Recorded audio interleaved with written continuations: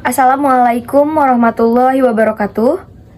Perkenalkan, nama saya Raina Alia Agustin dari RA8 Manajemen. Mari mengeksplor teori ekonomi dengan dosen pengampu Bapak Muhammad Teguh Setiadi, SEMM. Di sini kita akan mengeksplor beberapa materi, ada 12 materi. Materi yang pertama itu ilmu ekonomi. Materi kedua, elastisitas permintaan dan penawaran, masalah ekonomi, teori permintaan dan penawaran, fungsi produksi, tingkah laku atau perilaku konsumen, struktur pasar, pendapatan nasional, persaingan monopolis, pasar bebas, kebijakan pemerintah, kebijakan fiskal dan moneter, dan juga ekonomi terbuka. Untuk itu, mari saya jelaskan apa itu ilmu ekonomi. Ilmu ekonomi adalah ilmu yang mempelajari tentang perilaku individu dalam memenuhi kebutuhan yang tidak terbatas dengan sumber daya yang ada. Nah, berdasarkan ruang lingkupnya, ilmu ekonomi itu terbagi menjadi dua, ekonomi mikro dan ekonomi makro. Di sini saya akan menjelaskan salah satunya, yaitu ekonomi mikro.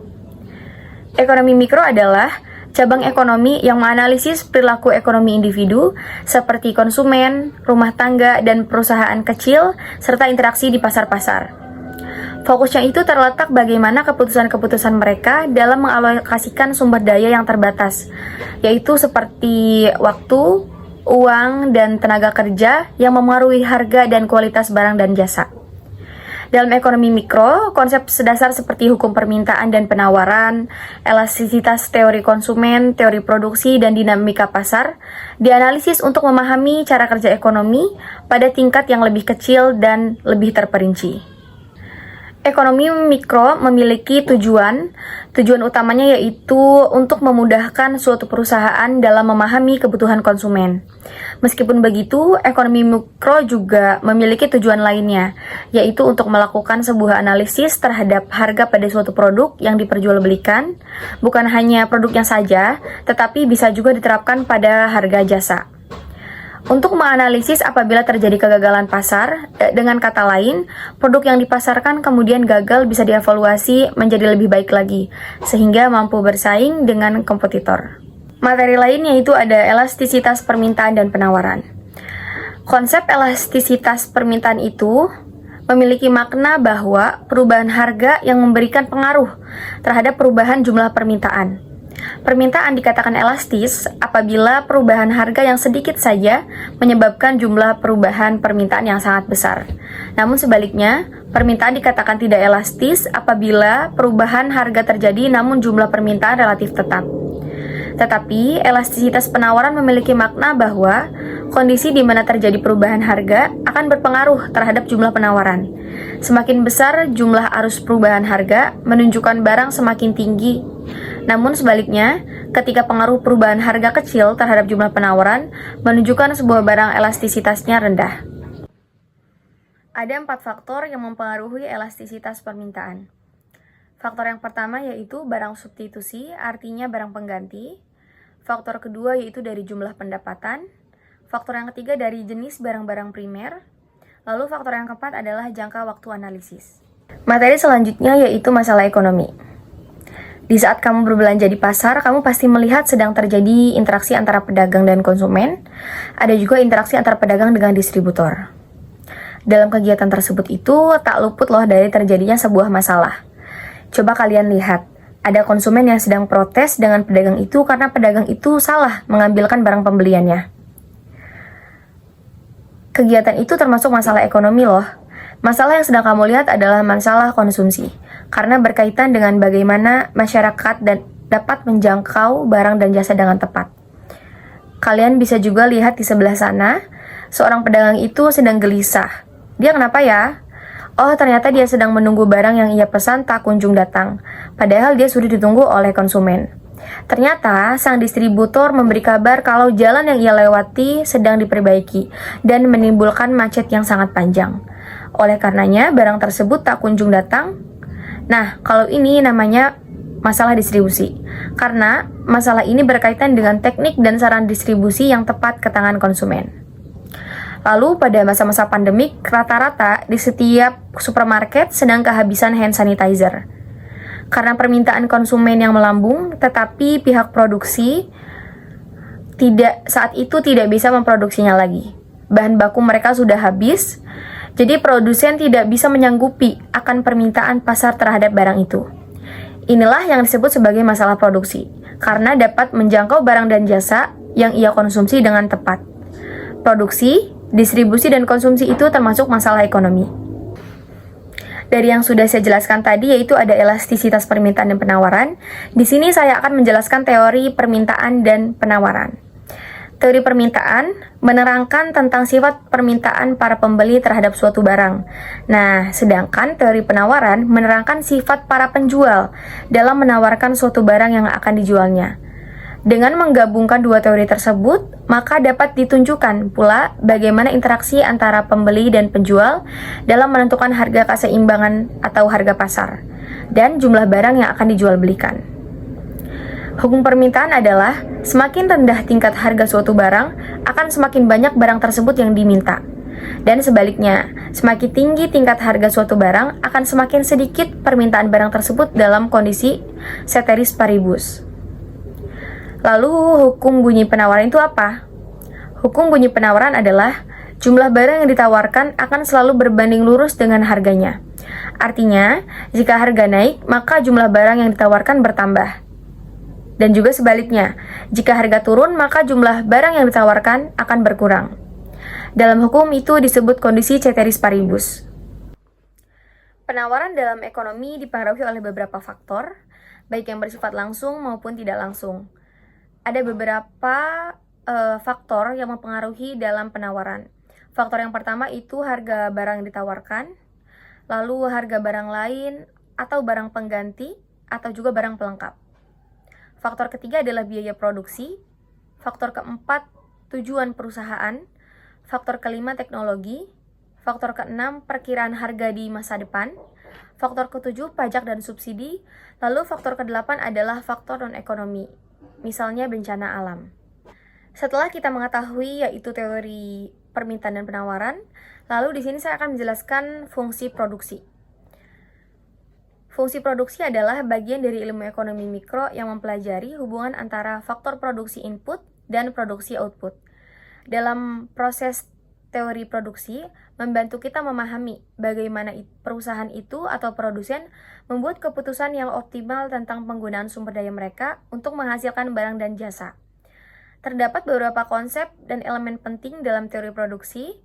Saat faktor produksi input, produksi adalah semua sumber daya yang digunakan dalam proses produksi termasuk tenaga kerja, tanah, modal seperti peralatan dan mesin dan teknologi. Fungsi dari produksi adalah hubungan matematis antara input faktor produksi dan output jumlah barang dan jasa yang dihasilkan. Fungsi produksi itu dapat berbentuk berbagai model matematis seperti produksi C-Dulles, produksi Lentif, atau produksi Ches-Kontas. Elasticity of substitution. Setelah itu kita beralih ke tingkah laku atau perilaku konsumen.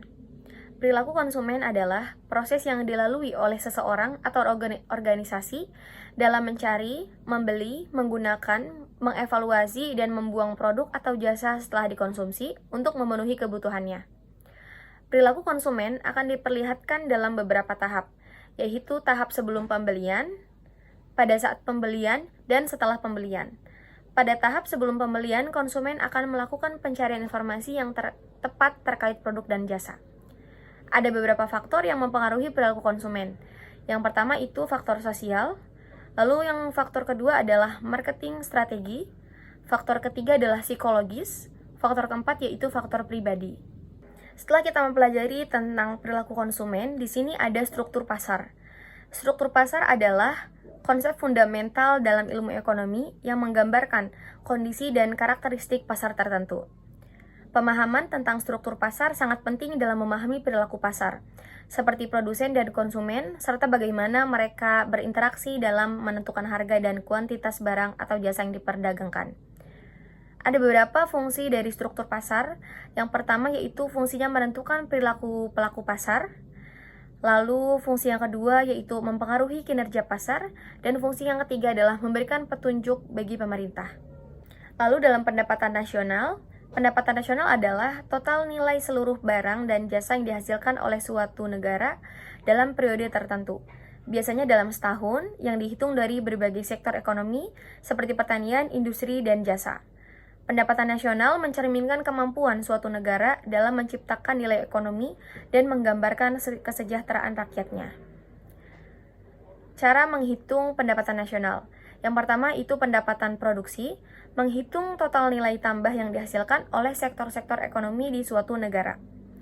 Cara yang kedua yaitu pendekatan pendapatan, menghitung total pendapatan diterima oleh faktor-faktor produksi seperti upah, sewa, bunga, dan keuntungan.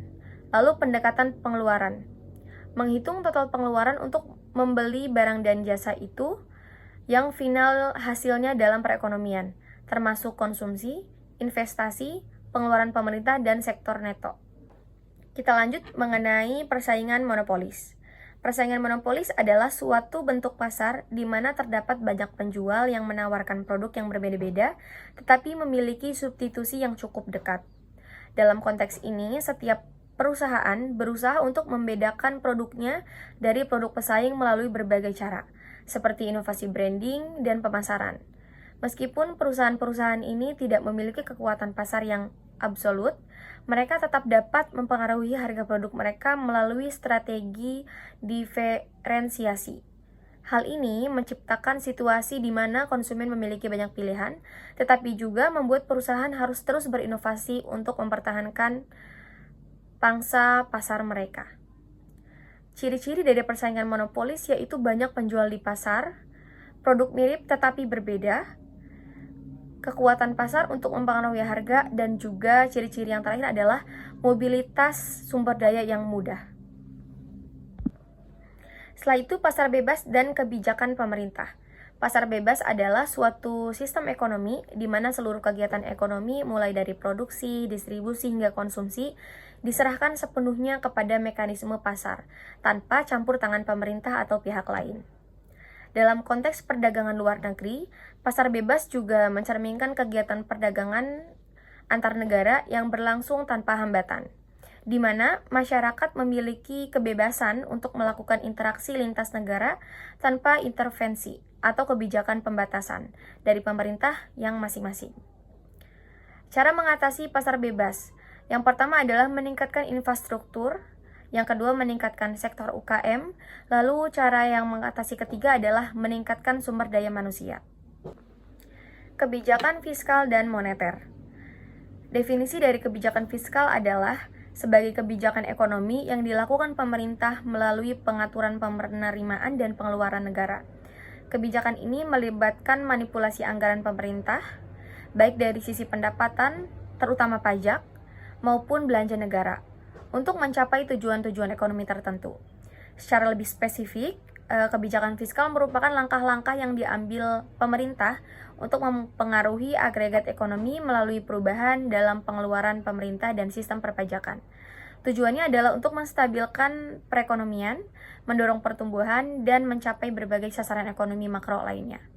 Fungsi dari kebijakan fiskal yaitu yang pertama fungsi otoritas, yang kedua adalah fungsi perencanaan, yang ketiga fungsi pengawasan, yang keempat fungsi alokasi, dan kelima fungsi stabilisasi. Tetapi kebijakan moneter adalah tindakan yang diambil oleh bank sentral untuk mengontrol jumlah uang yang beredar dan suku bunga dalam perekonomian. Tujuannya adalah mencapai stabilisasi ekonomi, termasuk menjaga inflasi, mengatur tingkat pengangguran, dan memastikan keseimbangan neraca pembayaran. Kebijakan ini dapat dilakukan melalui berbagai instrumen, seperti operasi pasar terbuka, pendapatan suku bunga, dan pengaturan cadangan wajib bank. Dengan demikian, kebijakan moneter berperan penting dalam mempengaruhi aktivitas ekonomi dan stabilitas keuangan suatu negara. Ada beberapa tujuan dari kebijakan moneter.